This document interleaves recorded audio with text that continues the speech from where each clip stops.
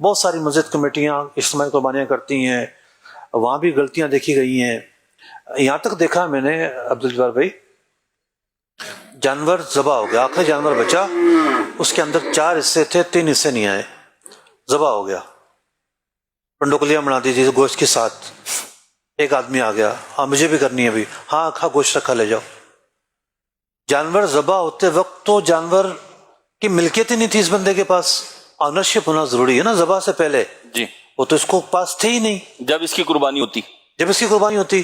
ٹھیک ہے. آنرشپ کب ہوگی؟ جب جانور متعین ہوگا کہ ہاں بھائی ان کی طرف سے ذبح ہو رہا ہے. ٹھیک. یہ مناظر بھی میں نے اپنی آنکھوں سے دیکھے ہیں بعض جگہوں پہ. قربانی نہیں ہوگی. ٹھیک ہے وہ جانور تو حلال ہے، مطلب ذبح ہوا جس طرح عام ایک گوشت کا جانور ذبح ہوتا ہے، قربانی تو نہیں ہوگی. باقی ان 3 لوگوں کا کیا ہوگا جن کی جیسے جنہوں نے قربانی نہیں ہوگی، ان کی بھی نہیں ہوگی. نہیں ہوگی ان کی قربانی بھی. مفتی اس میں ذمہ دار کون ہوگا؟ اگر کوئی شخص اس طریقے سے آیا کہ ایک جانور ذبح ہوا تھا جس میں 4 قربانی کرنے والے تھے اور 3 ایسے حصے تھے جن کا کوئی مالک ان معنوں میں نہیں تھا کہ وہ قربانی کر رہا ہے، عقیقہ کر رہا ہے، اب انہوں نے ذبح کر دیا، تو جو پہلے 4 شامل تھے ان کی قربانی کا کیا حکم ہوگا؟ اور جو بعد میں آیا ہے جس کو گوشت دے کے کہہ رہے ہیں کہ جی ٹھیک ہے لے جاؤ، قربانی تو کسی کی بھی نہیں ہوگی، یعنی ان پہلے والوں کی بھی نہیں ہوگی؟ بالکل نہیں ہوگی. ان کی کیوں نہیں ہوگی مصطفیٰ؟ انہوں نے تو پہلے لے لیا تھا. جانور میں ضروری ہے کہ ہر حصہ تقرب کے لیے متعین ہو، ٹھیک، اللہ کی قربانی، اللہ کی رضا کے لیے متعین ہو. اللہ کی رضا کا ایک پہلو ہے قربانی کا جانور ہو. ٹھیک ہے. قربانی کا نہیں کوئی عقیقہ شامل ہو گیا، ٹھیک ہے. یعنی قربانی 3 قربانی کے کسی کا ایک عقیقے کا ہے، پاسبل ہے. صحیح.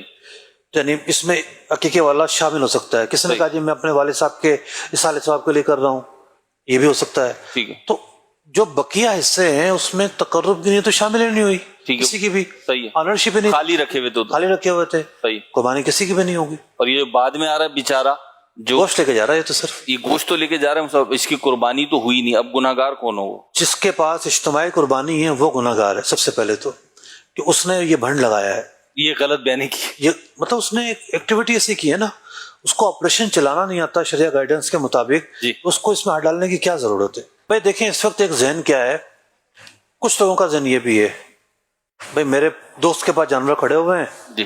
کون منڈی جائے کون بیچے، چلو اجتماعی قربانی میں لگا دیتے ہیں. یہ بھی ایک ذہن ہے. اگر وہ لگا دیتے ہیں تو شرعی تقاضے پورے کر کے لگا دیں، کوئی ایشو نہیں ہے. صحیح. آٹو پارٹ والا ہو یا فرنیچر والا ہو یا لوہار ہو، کوئی بھی ہو.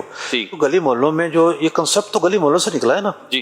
کہ بھائی پڑوسی نے جانور لینے جا رہا ہے تو چلو 2 حصے اس کے ملا لیے، 4 حصے خود کے ملا لیے، 2-3 گھر والوں نے مل کے کر لیا، تو 2-3 افراد مل کے کر لیا. اب یہ گلی محلوں سے نکل کر بڑے لیول پر چلا گیا. شرعی تقاضے پورے کرتے ہوئے کیے جا سکتے ہیں. ٹھیک.